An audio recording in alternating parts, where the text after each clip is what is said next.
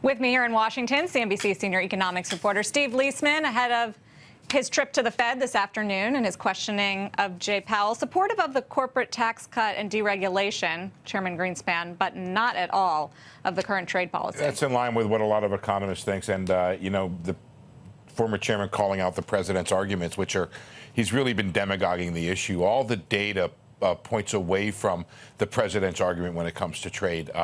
We have a trade surplus with Canada. We have a massive dairy surplus with Canada. We have balanced steel trade. And I was just reading a piece this morning in Foreign Policy by Ben Steele. The tariffs from this administration have hit Canada the hardest, Europe second, and China third. China's only $4 billion of goods, whereas Canada's something like $13 billion. Well, yeah, and they're a closer trading partner with us, so it makes sense. How does the Fed process all of this? Because it hasn't really made an impact at this point on the economy. I think your question, Alan, was good in the sense that you asked, well, what does all this mean for GDP? And so far, not very much.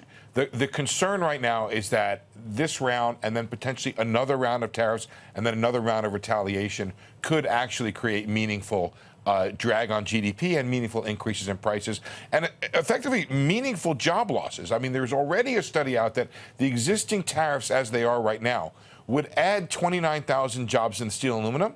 You're happy, right?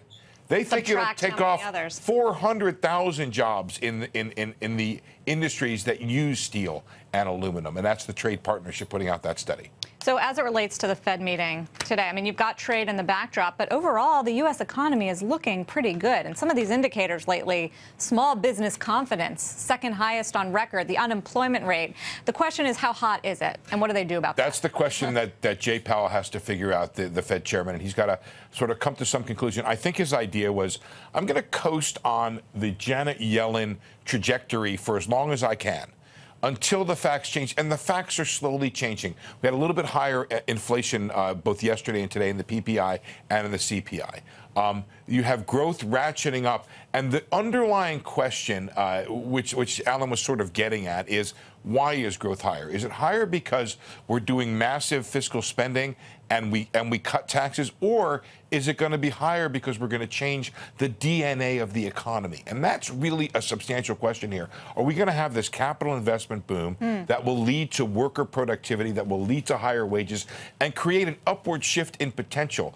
That's what Jay Powell wants to know. That's what all economists want to know. And that is the sort of thing that will change the outlook for Fed rates. A temporary blip, the Fed's going to ride that out. And quickly, anything in the language of the statement we should be looking for to get a signal on rates? It's a close call, Sarah. I think today is not that day when they're going to make that change in removing accommodative and saying that the Fed is going to be running below. They could remove that one today while leaving accommodative. I think the Fed still thinks it's accommodative. I think it's heading to a place where it will no longer be below the longer run rate. Well, this is fun. I'm glad I got to join you. Fabulously interesting. Thanks for coming down. Steve Liesman. Hey there, thanks for checking out CNBC on YouTube. Be sure to subscribe to stay up to date on all of the day's biggest stories. You can also click on any of the videos around me to watch the latest from CNBC. Thanks for watching.